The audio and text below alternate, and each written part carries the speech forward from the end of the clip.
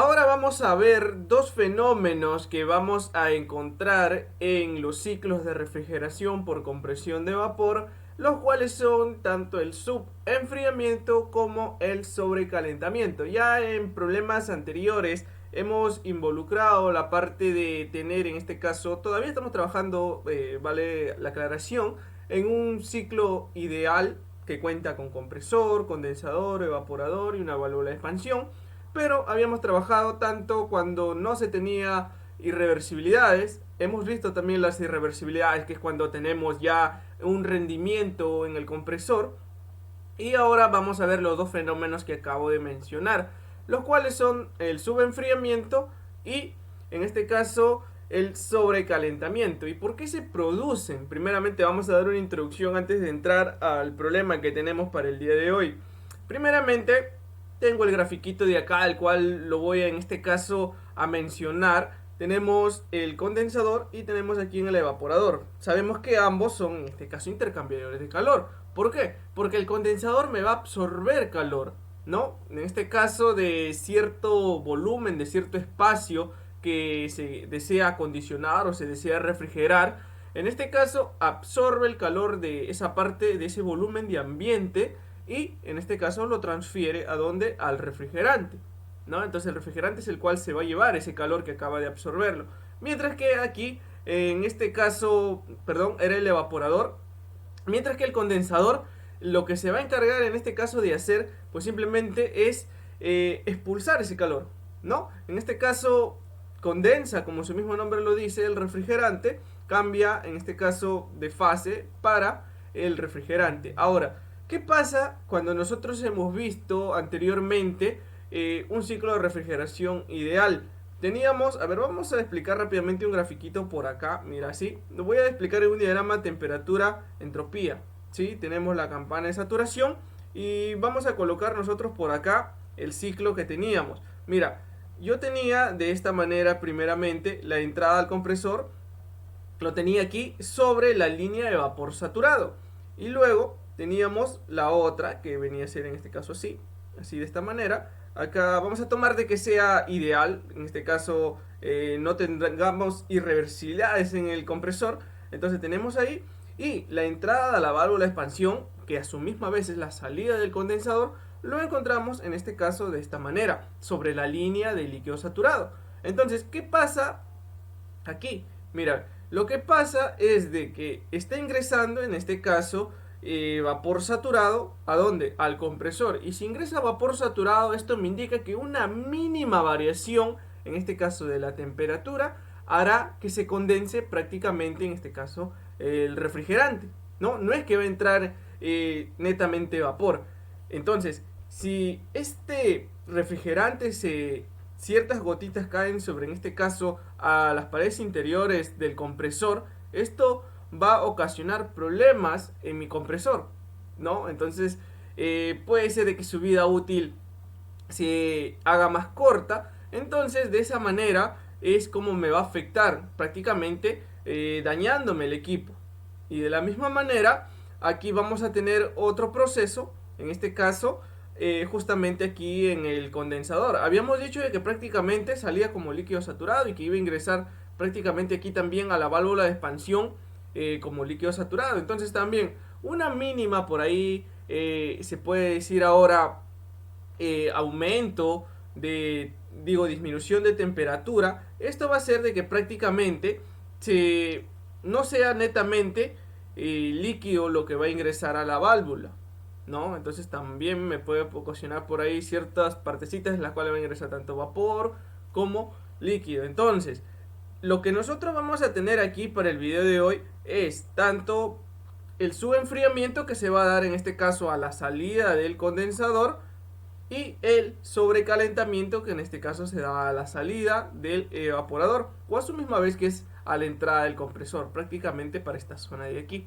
Esto lo vamos a ver mucho más a detalle a continuación, cuando voy a explicar prácticamente el diagrama del problema que traemos para el día de hoy. Pero netamente es en lo que nos vamos a basar hoy. Ciertas pérdidas, o bueno, en este caso por fricción que vamos a tener nosotros aquí dentro de los intercambiadores de calor, como el condensador y el evaporador, me van a provocar estos fenómenos que acabo de mencionar. Entonces, Vamos a empezar con el problema 17.28, bibliografía de Wark, el cual me dice: el refrigerante de un ciclo de refrigeración por compresión de vapor sale del evaporador. A ver, tenemos nosotros por acá unos datos, los cuales me dice que es 1,6 bar. Este es a la salida del evaporador, o sea, aquí en la línea de succión al compresor. Y también me da una temperatura. En problemas anteriores no me lo daba. Lo único que me daba era la presión. ¿Por qué? Porque ya se suponía de que la temperatura iba a ser la misma, en este caso, a la temperatura de saturación, a la presión, en este caso, de 1,6 bar. ¿Sí? Entonces ahora tenemos la temperatura. No necesariamente esta temperatura de 0 grados va a coincidir con la temperatura de saturación de 1,6. Hay que tenerlo en cuenta. ¿Ya? Entonces me dice también que el condensador, en este caso, está saliendo el refrigerante a 7 bar. Y también tenemos en este caso la temperatura a la salida del condensador, que es prácticamente aquí donde habíamos mencionado: salida del condensador o entrada, en este caso, de la válvula de expansión. Entonces, a 7 bar nosotros tenemos una temperatura de saturación también, ¿no? Aquí tenemos la línea de alta presión, en este caso, que sería para 7 bar, y el de acá que va a ser para 1,6. Aunque este de aquí no va a ser el gráfico, sino que prácticamente lo estoy mencionando. Entonces, esta temperatura de saturación no necesariamente va a ser la misma que 20 grados Celsius, ¿no? Entonces, como estamos hablando sobre enfriamiento, lo vamos a encontrar por acá. Ahora lo vamos a ver más a detalle. Entonces, lo que me pide determinar es la temperatura del fluido, en este caso del refrigerante, al salir del compresor en grados Celsius. O sea, la temperatura aquí, antes de entrar al condensador. O sea, aquí prácticamente, ¿no? También me dice que hay el trabajo del compresor, en este caso en kilowatts. Prácticamente vamos a ver cómo podemos desarrollar esto. Y también me dice la capacidad de refrigeración. Entonces, para la capacidad de refrigeración me dice que utilice un flujo másico igual al problema 17.6. El problema 17.6 lo tengo por acá, el cual yo lo hemos desarrollado también. En este caso teníamos nosotros el diagrama presión-entalpía, pero ahora, para hacerlo mucho más a detalle, lo vamos a ver en un diagrama temperatura-entropía. Entonces, el flujo másico que nosotros habíamos calculado, mira, justamente está por acá, para este problema, entonces voy a utilizar el mismo. ¿Por qué? Porque también vamos a comparar prácticamente la variación porcentual de, en este caso, para el trabajo del compresor y la capacidad de refrigeración. Ojo que tenemos que usar el mismo flujo másico, es decir, que utilicemos 0.11 con 63 kilogramos por segundo. ¿Sí? Entonces, con respecto a esto, el problema 17.28 y el 17.6 son, en este caso, deberían tener los mismos datos, pero lo que cambia ahora es que vamos a tener estos dos fenómenos, tanto subenfriamiento como sobrecalentamiento. ¿Sí? Entonces, vamos a empezar rápidamente con la resolución del problema. Primeramente vamos a evaluar nuestro gráfico. ¿Sí? Entonces, mira, yo en este diagrama temperatura-entropía, lo que puedo observar, mira, lo que tengo por acá en el punto 1 es la entrada al compresor, ¿sí o no? Entonces tengo la entrada al compresor, el punto de la salida del compresor, y a su vez es la entrada al condensador, ¿sí? Aquí el 3 es la salida del condensador y a su vez la entrada a la válvula de expansión. El 4 es la salida de la válvula de expansión y a su vez la entrada al evaporador. Ahora, mira, vamos a ver lo siguiente y lo vamos a analizar muy detalladamente, este gráfico. Mira, ¿qué pasa en el problema 17.6? Digo, teníamos nosotros de esta manera, mira, así. Bueno, me está saliendo un poco chueco, vamos a acomodarlo aproximadamente por acá. Y la entrada al compresor era aquí, en la línea de saturación, ¿sí? Entonces vamos a tenerlo hasta aquí. Ahora, mira, ¿qué es lo que está ocurriendo? ¿Cuál es? En este caso vamos a tomarlo de color amarillo, ¿sí? De color amarillo. Lo que necesariamente sería cuando se trabaje en un ciclo ideal. Mira, cuando es un ciclo ideal, la entrada al compresor es en la línea de vapor saturado, ¿sí? En esta línea de acá. Por lo tanto, todo, en este caso, la capacidad de refrigeración vendría a ser toda esta zona de aquí, ¿no? Esta es la capacidad de refrigeración. Pero mira, date cuenta que cuando yo tengo subenfriamiento y cuando tengo sobrecalentamiento, ¿qué pasa con la capacidad de refrigeración? Mira, lo tengo por acá, ahora es el punto 4 y ahora en este caso el punto 1.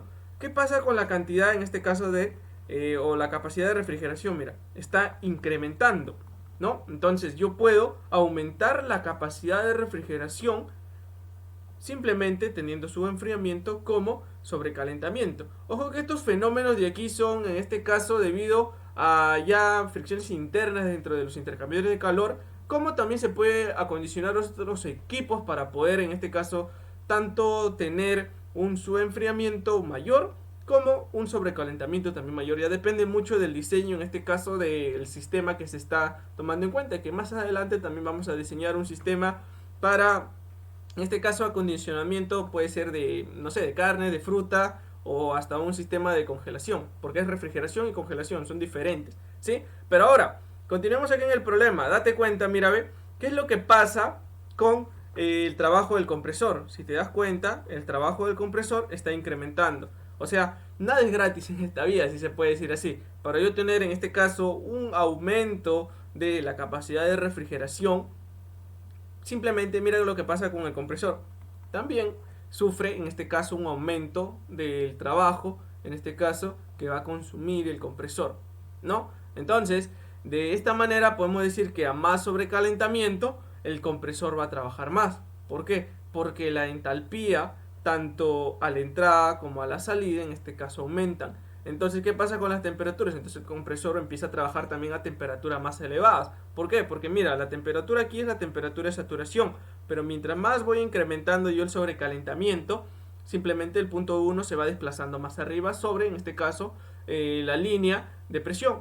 Por lo tanto, está incrementando su temperatura, entonces hará que el compresor en este caso trabaje más, ¿no? Entonces ahora vamos netamente ya a centrarnos a lo que es el problema. Mira, tenemos primeramente para el evaporador que trabaja a una presión de 1,6 y el condensador a 7 bar. Ya, entonces acá tengo las dos presiones, 1,6 bar y tengo 7 bar. Ya, aquí lo tengo para ambos. Ahora veamos lo que me dice también, que a la salida del evaporador, es decir, a la entrada del compresor, se encuentra a 0 grados Celsius. Entonces, aquí para uno la temperatura va a ser 0 grados Celsius. Vamos a comparar ahora también qué pasa a una temperatura de saturación. ¿Cuánto sería la temperatura de saturación a 1,6? Vamos a verlo por aquí. Tenemos nosotros primeramente las tablas termodinámicas que hemos venido utilizando en problemas anteriores. Entonces mira, vamos a ubicar a una presión de 1,6.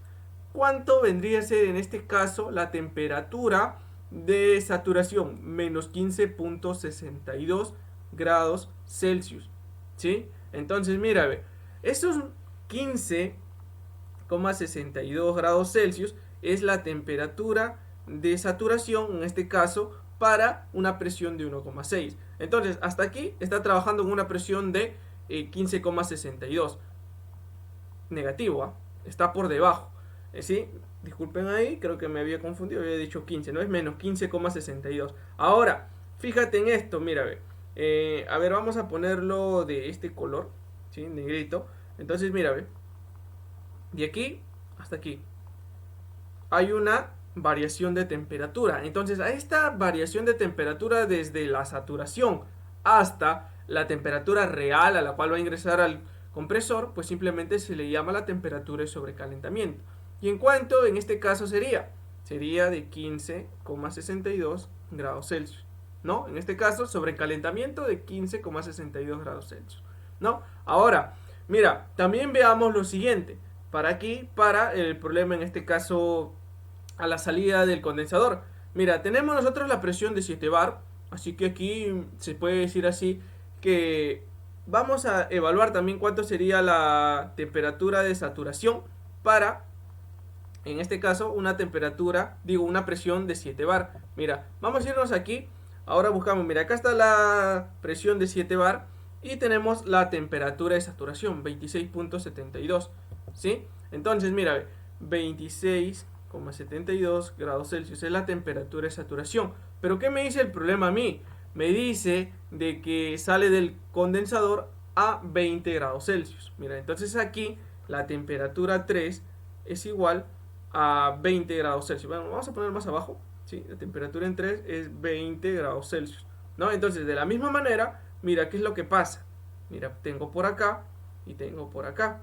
Mira, entonces, el subenfriamiento sería la diferencia de ambos, ¿sí? Entonces, ¿cuánto sería? 6,72 grados Celsius de su enfriamiento, ¿no? Comparado a, porque estoy comparando con el, en este caso si se tratara un ciclo ideal, ¿no? Como es entrada de saturación para ambos, tanto vapor como líquido saturado, ¿sí? Entonces con esto ya prácticamente espero que hayan aclarado algunas dudas sobre el fenómeno que estamos presenciando, si se puede decir así, en este problema. Entonces, vamos rápidamente a lo que yo necesito: calcular tanto temperatura, trabajo y capacidad de refrigeración.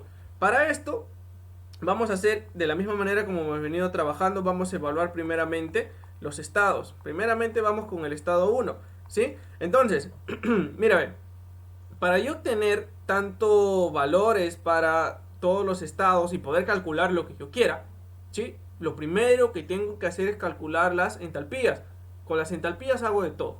Con eso prácticamente tengo todo solucionado si yo conozco tanto entalpía desde el punto 1 hasta el punto 4, ¿sí? Entonces, mira, vamos primeramente con el punto 1, donde yo conozco que la presión en 1, ¿cuánto es? 1,6 bar. ¿Qué más? La temperatura en 1, ¿cuánto es? 0 grados Celsius. Ojo, ahora veamos esto por acá.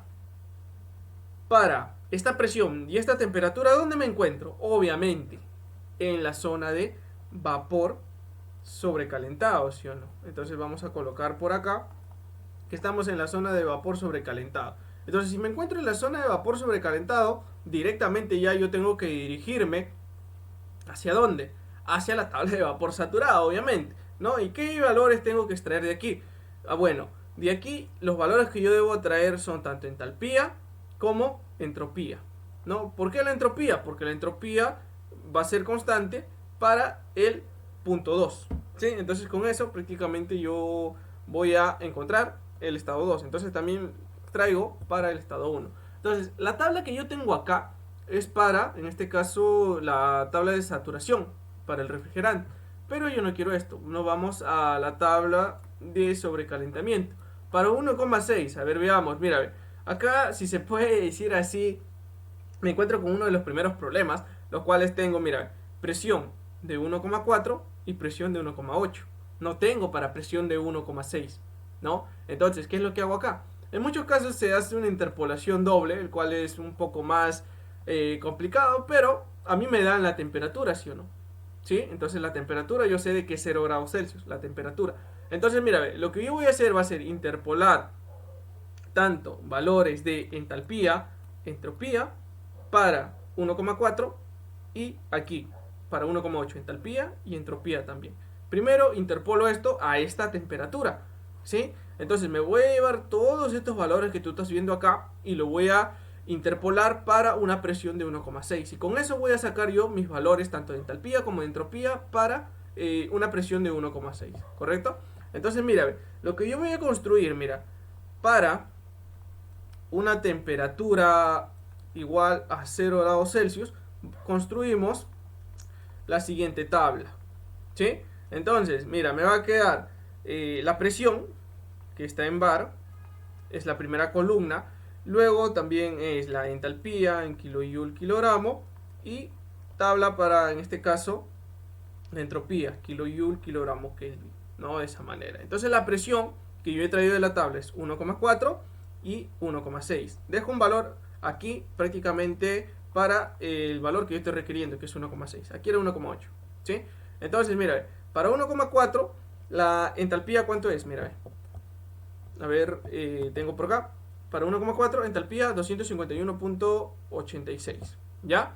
Entonces, con este valor regresamos por acá y vamos a colocar 251,86, ¿no? Entonces, de aquí voy a rellenarlo ya porque lo tengo por aquí anotado. Para la entropía 0,99,22, aquí para la entalpía de 1,8 250,69 y 0,96,84, ¿no? Entonces de aquí date cuenta que yo quiero valores para quién, para esta presión 1,6, ¿sí? Entonces necesito la entalpía de 1 y necesito en este caso la entropía de 1. Entonces de esta manera es como yo he construido, si se puede decir así, mi tablita para yo poder interpolar estos valores que estás viendo a continuación. Entonces, una interpolación lo puedo hacer tanto manual como también hay calculadoras que lo pueden hacer. Así que simplemente esto lo hemos explicado en problemas anteriores. Entonces simplemente al momento que yo interpole, ¿no? Lo que necesito aquí es interpolar. Entonces interpolando yo debo tener el valor para la entalpía en 1, el cual me da 251,27,5 kilojoule kilogramo. Y también la entropía para 1, 0,9803 kilojoule kilogramo Kelvin. ¿Ya? Entonces, lo que más me interesa a mí aquí es este valor de aquí, de la entalpía. ¿Sí? Este de acá siempre lo voy a colocar de un color diferente. Ahora, como ya tengo el estado 1, ahora me voy para el estado 2, mira. Entonces, en el estado 2, ¿qué es lo que yo tengo? En el estado 2 yo conozco nada más presión. ¿Sí? Entonces la presión en 2 es de 7 bar. ¿Qué más conozco?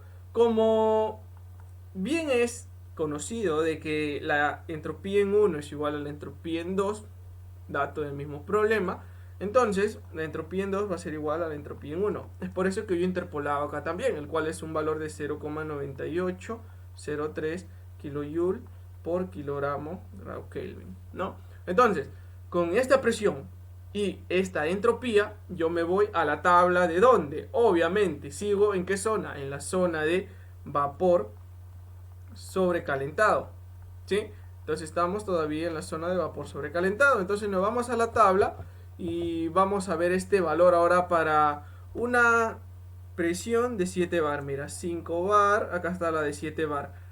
Tengo 7 bar y necesito yo en este caso, a ver, nos acercamos un poco más. Necesito, mira, ve, encontrar entre qué valores se encuentra mi entropía. Mi entropía en 2 es de 0,9803. Entonces se encuentra entre 0,9539 y 0,9867. Entonces tengo por acá y tengo por acá. Obviamente, mira, ve, si me voy para acá, yo ya puedo obtener los valores para la temperatura, 40 y 50. Si no, entre estos dos valores se debe encontrar mi temperatura en 2, que es uno de los datos que me pide en este caso el problema. Así que también lo voy a llevar para interpolarlo de una vez. Entonces todos estos valores los voy a reconstruir nuevamente yo en una tablita. ¿Ya? Entonces, mira, ve, para esta presión de 7 bar, lo que yo voy a tener va a ser la temperatura en grados Celsius, voy a tener la entalpía en kilojoule por kilogramo y voy a tener la entropía en kilojoule kilogramo Kelvin, ¿no? Entonces la temperatura se encuentra entre 40 disculpen, está entre 30, ¿no? Y 40. A ver, veamos, regresemos. Veamos por acá. No, prácticamente para 7 bar, en este caso 0,9803, se encuentra entre estos valores, 0,9539, y se encuentra aquí entre 40 y 50. ¿Sí? 40 y 50. No, me estaba confundiendo. Entonces tenemos por acá 40 y 50. ¿No? 40 y 50 grados. ¿No? Entonces de acá, la entalpía a 40, ¿cuánto es? 275,93, ¿sí o no? Entonces 275,93. La entropía 0,9539, ¿sí? Comprobamos 0,9539. Ahora, para 50, 286,35, ¿sí? Entonces colocamos por acá 286,35. Y por último, la entropía 0,98,67, ¿no? Lo que yo conozco aquí, ¿qué valor es? Prácticamente lo que yo conozco es la entropía, ¿sí o no? 0,98,03, ya está. Me hace falta la entalpía en 2 y la temperatura en 2. Aquí voy a calcular yo ya, si se puede decir así, ¿no? Lo que me pide que es la temperatura cuando sale, en este caso, del compresor, ¿no? La temperatura 2 es lo que me está pidiendo también el problema, así que lo voy a calcular de una vez al momento que yo interpole. Entonces, mira, voy a sacar yo, entonces al momento que yo interpole el valor de la temperatura en 2, voy a sacar la entalpía en 2, ¿sí? Estos dos valores. Entonces, vamos a tener un valor aquí para la temperatura en 2 de 48,05, ¿sí? 48,05 grados Celsius. Mientras que para la entalpía en 2 me va a quedar 284,32 kilojoule por kilogramo. Entonces con esto podemos comparar nosotros lo que tenemos por acá. Mira, la entalpía y la temperatura, que prácticamente es mi primera respuesta, ¿no? Vamos a resaltarlo por acá. La temperatura en 2, 48,05, ¿no? Entonces con esto, ahora sí, damos, si se puede decir, por solución al enunciado A. Primeramente estamos en A, ¿sí? Lo ideal era calcular todas las entalpías primero, pero de una vez, ya que se puede calcular la temperatura, pues prácticamente ya lo estamos calculando, ¿no? Entonces, a partir de aquí, nos vamos ahora a continuar prácticamente con el estado 3 y el estado... Vamos a algo rápido, ¿sí? Algo rápido nada más por aquí para el estado 3, ¿sí? Entonces, ¿qué pasa con el estado 3? En el estado 3 yo conozco la presión en 3, el cual es 7 bar, porque se encuentra sobre toda la línea de la isóbara, que en este caso, el estado 3 es este de aquí, este puntito, no es el de acá arriba, ese no es, ¿no? Entonces, tengo la presión en 3 y tengo la temperatura en 3, el cual es de 20 grados Celsius. Ahora, veamos y evaluemos también. Mira, si yo me voy aquí a la tabla, ahora como estamos, si se puede decir, para la zona, esta es tabla que estamos viendo ahorita es de vapor sobrecalentado, entonces necesitamos para la tabla de saturación. Mira, si yo me voy para la tabla de presiones, para 7 bar, pues prácticamente los valores, si se puede decir así, yo no puedo tener ninguna variación. ¿Por qué? Porque en 7 bar prácticamente, si se puede decir, es algo absoluto. ¿Por qué? Porque aquí la entalpía no va a variar con respecto, en este caso, a esa presión de esa línea del isóbar, ¿no? Entonces, ¿qué se hace? Como yo ya conozco que es la parte de su enfriamiento, entonces, para obtener la entalpía de, en este caso, de el punto 3, que es a la salida del condensador, entonces yo requiero ir a calcular la entalpía del líquido saturado, pero ahora sí con respecto a la temperatura. ¿Sí? Es en este caso una aproximación que se hace en el cual lo más exacto es entrar con temperatura y no con presión. ¿Por qué? Porque aquí sí voy a variar, si te puedes dar cuenta. Mira, aquí se encuentra con una presión de saturación muy por debajo de los 7 bar que tenemos nosotros, ¿no? Entonces tenemos por acá de 77.26 kilojoule kilogramo, ¿no? Entonces, date cuenta y recuerda de que para cuando trabajemos nosotros con este tipo de problemas, lo importante y en este caso lo que más se aproxima es trabajar con la temperatura y no con la presión. Por lo tanto, cuando yo me voy a la tabla, yo voy a obtener que la entalpía en 3 se aproxima, en este caso, a la entalpía del líquido saturado a 20 grados Celsius, ¿no? El cual me da un valor de 77,26 kilojoule kilogramo. Ahora, ¿qué pasa con el estado 4? En el estado 4, pues prácticamente es un proceso de expansión isentálpica, ¿no? En este caso, prácticamente del 3 a 4 la entalpía es constante, por lo tanto esta va a ser la misma entalpía en 4, la cual yo voy a requerir después para poder calcular en este caso la capacidad de refrigeración, ¿ya? Entonces mira, ya he calculado todas las entalpías, que en este caso son las que se requieren. Mira, tengo entalpía en 1, en 2, en 3 y en 4. Ahora, como a mí me piden el trabajo del compresor, creo que acá en kilowatts está mal. Bueno, prácticamente después, cuando yo considere un flujo másico igual, prácticamente también lo puedo encontrar. Pero primeramente vamos a encontrar el trabajo del compresor, no la potencia, ¿ya? Entonces, mira, vamos a tener nosotros por acá ahora sí, para, en este caso B, ¿no? El trabajo del compresor. ¿Cómo es el trabajo en este caso del compresor? Es la diferencia de entalpías, entalpía en 2 menos entalpía en 1, ¿sí o no? Entonces, el trabajo del compresor aquí, ¿cómo me va a quedar? Entalpía en 2, ¿cuánto es? La entalpía en 2 le he calculado 284,32 menos la entalpía en 1, 251,275, ¿ya? Entonces de aquí, el trabajo del compresor me va a dar un valor, en este caso de 33,045 kilojoule kilogramo, ¿ya? Entonces, esto de aquí lo vamos a comparar en unos momentos con respecto al trabajo del problema 17.6. ¿Por qué? Porque ahí también habíamos encontrado cuánto era el trabajo cuando iniciaba aquí. En este caso en la línea de vapor saturado, ¿sí? Entonces vamos a ver si es verdad de que a medida de que la cantidad de, en este caso de refrigeración aumenta, es verdad que el sobrecalentamiento me va a producir en este caso mayor trabajo. Eso lo vamos a ver en unos instantes. Ya, entonces ya calculé cuánto es el trabajo del compresor. Ahora lo que me hace falta, tenemos por acá en C. ¿Qué me pide C? En C me pide la capacidad de refrigeración. En pocas palabras, lo que me pide es todo esto. ¿Sí? Todo esto. Capacidad de refrigeración o efecto refrigerante.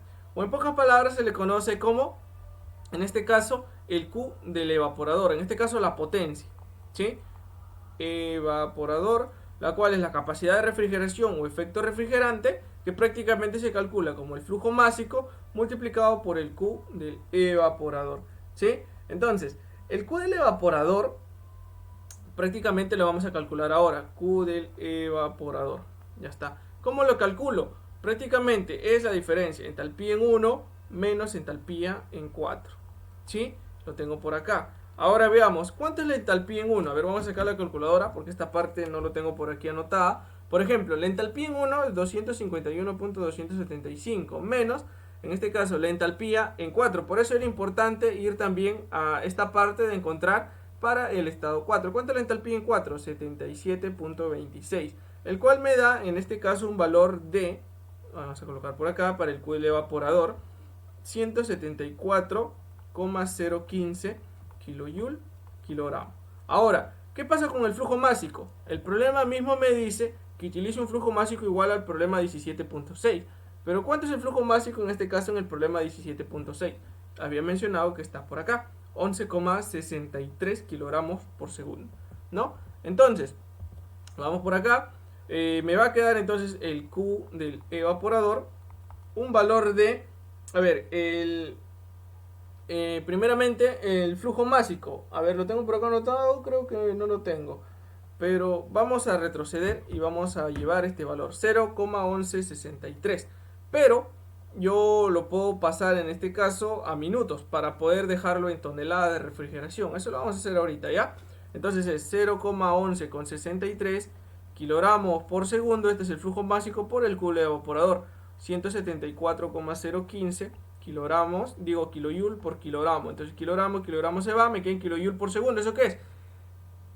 Kilowatts, ¿sí? Pero yo lo quiero pasar en este caso a que se puede decir a toneladas de refrigeración, ¿ya? Entonces lo voy a dejar yo por acá, mira, en 1 minuto 60 segundos, ¿ya? Entonces mira, segundo y segundo se van. Ahora me va a quedar en kilojoule por minuto, pero 211 toneladas de refrigeración es lo mismo. En este caso, no disculpen, es una tonelada de refrigeración, es 211 kilojoule por kilogramo. Entonces kilojoule por minuto, no sé qué me pasa hoy.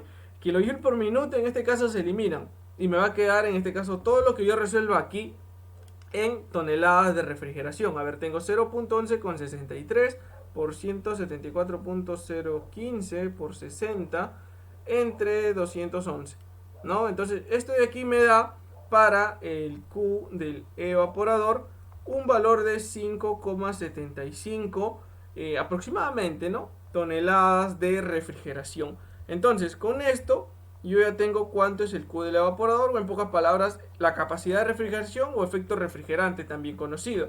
Ahora vamos a resaltar cada una de nuestras respuestas que tenemos por acá, esta de aquí y esta de aquí. Ahora, lo último que me pide también es que yo evalúe en este caso cuánto sería la variación porcentual con respecto al problema anterior, ¿no? Al problema 17.6, que es un problema similar, ¿no? Entonces, mira, lo que yo debo llevar primeramente de acá es lo siguiente.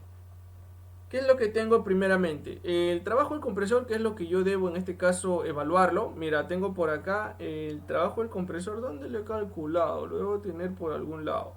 Y bueno, no lo tengo, pero mira, a ver. Trabajo del compresor, que es flujo másico. Por trabajo del compresor, el flujo másico era este. Entonces el trabajo del compresor que se ha calculado es este de aquí, 30,43. Que no creo que lo haya calculado por acá por ningún lado. Entonces es 30,43 el trabajo.